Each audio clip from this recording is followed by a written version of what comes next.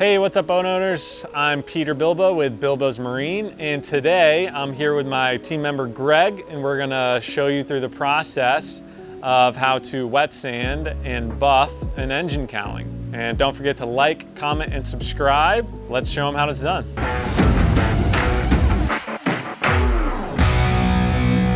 Hey, it's Greg with Bilbo's. We're gonna walk you through the steps of cutting and buffing a product after it's been painted. Your process, we're gonna just do a two-step process of cutting and buffing, and I'll get more in depth with it as we move on. So today we're gonna start off wet sanding. We're gonna start off with a 1200 grit.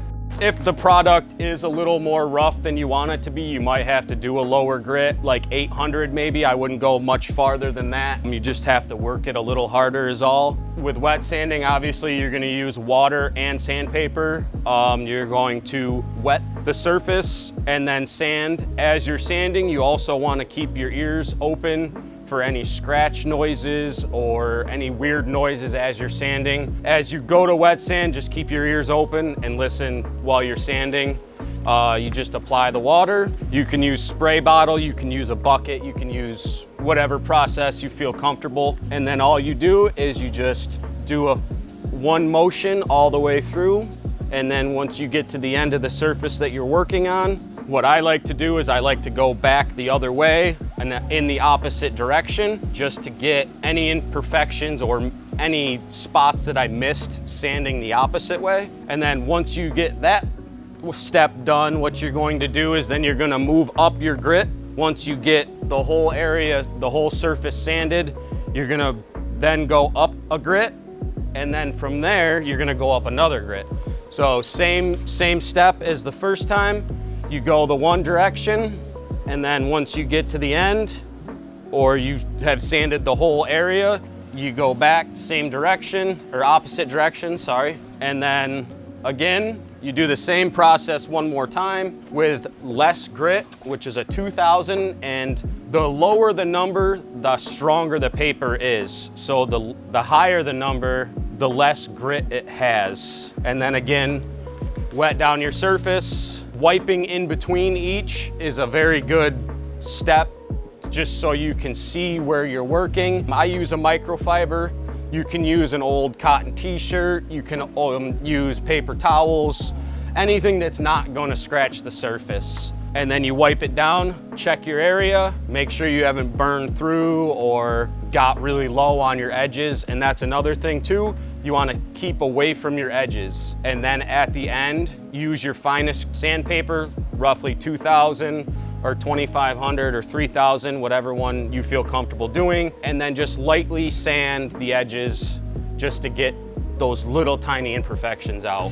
So when you go to sand your 2000, which is your last step, what you're gonna wanna also do is use a compression pad. What that does, it's a soft pad.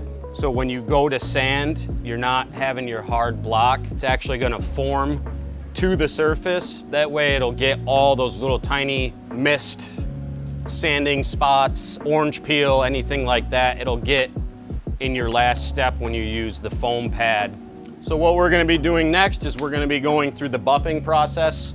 And what you wanna do before you go through the buffing process is they have a 3M product that we like to use. This is actually designed to wipe down after your first step, but I also like to use it to wipe down before the first step, just to make sure that there's no dust or sanding material or anything left over from wet sanding. You can use wax and grease remover, you can wash it down with water. Any of those steps would be fine. I like to use the 3M products. What I like to do is I have a fresh microfiber. I'll just spray down the surface that I'm working on and wipe her down. That way, when you go to buff, there's nothing on the surface that could scratch it even more than what you want it to. So we'll be working with the wool pad. That's gonna be your first step. What we'll be using is our one-step compound. This will be the first step of 3 that we're gonna be going through. What you're gonna wanna do is you're gonna wanna put it on your pad. I don't like putting it directly on the product. What I like to do is I like to work it in nice and easy first. That way it doesn't slap all over the place. And then just lightly open up your speed just a little bit. You want to kind of compound between 800 and 1200 RPM. The slower you go, the more the compound cuts in, the more it does more to the surface. And then again, back with your clean microfiber or cotton rag, whatever you choose to use. You wipe it off, make sure it's nice and clean. Look at your area. Here we have our first pass of compound. We're gonna be going over it one more time with the step one. Again, I apply it on the pad, and then I'll just go over this one more time, working this compound in before I start it up and get it going. And then again, you'll be working about 800 to 1200 RPM.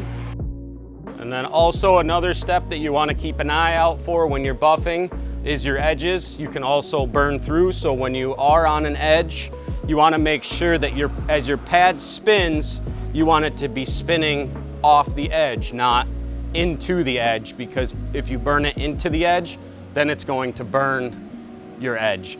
What we'll be doing now is I'll be switching the pads, and then I'll come back and we'll do the two-step. So this is gonna be our second step. This is our foam pads. We like to use the foam pads on our second and third step. Wool pads are mainly designed to cut into the material to get all of the sand scratches out. The foam pads are designed to polish the surface rather than cut the surface. And we will be using machine polishing step 2 3M product. And again, I will be putting it on the pad itself. Other people might do it a different way. This is the way I do it. I like to make sure it's on the pad, and then I work it onto the surface. And again, I'm working it slow, getting it all spread on the surface, so when I turn the buffer on, it doesn't sling all over the place and make a mess. And then again, 800 to 1200, nice and slow, nice and clean, back and forth. And then again, microfiber, cotton rag, whatever you choose. Clean off your surface once again, and then this is what your product will look like after the second step. So now we're going to be switching to the 3-step pad and this 3-step 3M product. Make sure you shake well before using, and then again, apply it on the pad, and then one more time, you're just going to work it in nice and slow, and then you're going to run it between 8 and 12. And then that'll complete the third step. And then again, nice clean microfiber, wipe it down. And this is what your product should look like after the third step. Thank you guys for watching. If you have any questions or any concerns, leave them down in the comments below. Also, like and subscribe. We'll see you guys in the next video.